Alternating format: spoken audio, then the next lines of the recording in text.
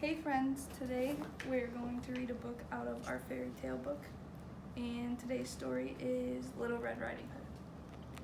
Once upon a time, there was a little girl who lived with her mommy in a house on the edge of a big forest. Whenever the little girl went outside to play, she wore a beautiful red cape that her grandma had made especially for her. The cape was nice and warm and kept the little girl cozy on cold days. It had a big red hood, so everyone called the little girl Little Red Riding Hood. One day, Little Red Riding Hood's mommy asked her to take a basket of food to Grandma. Grandma isn't feeling well, Mommy explained, and I'm sure she'd love to see you. Little Red Riding Hood didn't see Grandma very often because she lived on the other side of the forest. She helped Mommy draw a map on the piece of paper so she wouldn't get lost. Then she slid the map inside a pocket in her cape. Now hurry along, said Mommy, helping Little Red Riding Hood into the cape. And remember, don't talk to any strangers along the way. Little Red Riding Hood took the basket of food and waved goodbye to her mommy.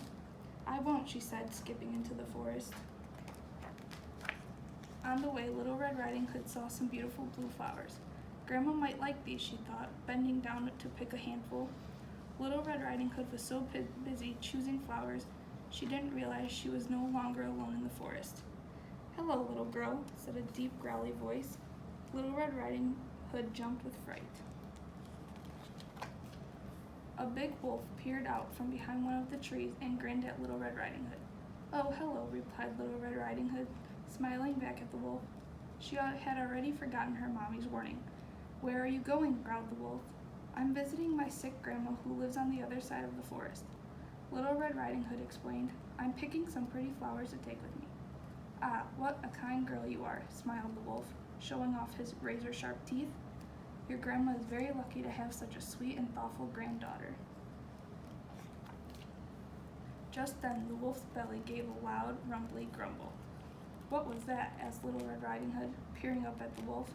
Just some thunder over the hills, said the sneaky wolf, trying his best not to lick his greedy lips.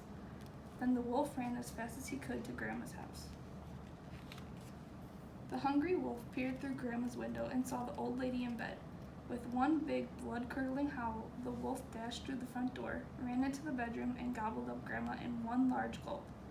Then the wolf put on Grandma's spare nightcap and glasses, clambered into her bed, and pulled the quilt up to his chin. Now all he had to do was wait for Little Red Riding Hood to arrive. When Little Red Riding Hood finally reached the house, the little girl was surprised to find the front door wide open. Hello, she called. Are you there, Grandma? I'm in the bedroom, called the wolf in a strange, wobbly voice. Oh, thought Little Red Riding Hood, Grandma does sound odd. She must be very sick indeed. Little Red Riding Hood went into the bedroom and gasped in surprise when she saw her grandma. She looked sort of different.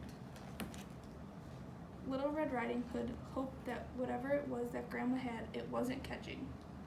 My, what big eyes you've got, Grandma, said Little Red Riding Hood.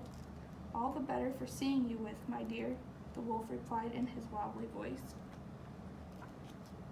And what big ears you've got, Grandma, Little Red Riding Hood added, moving closer. All the better for hearing you with, my dear, said the wolf, giving Little Red Riding Hood his toothiest grin. My, what big teeth you've got, Grandma, stuttered Little Red Riding Hood in a very shaky voice.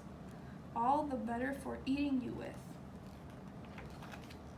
Little Red Riding Hood screamed and tried to run away, but it was no good.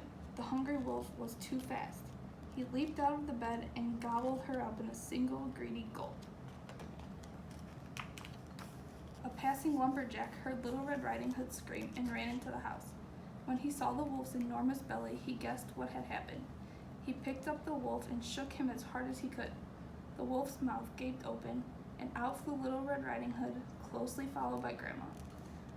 Grandma and Little Red Riding Hood weren't hurt, but they were very angry. Grandma chased the wolf out of the bedroom, through the cottage, into the forest, and over the hill. The lumberjack and Little Red Riding Hood followed closely behind. Soon the wolf was gone forever, and Little Red Riding Hood never spoke to strangers again. The end. Bye!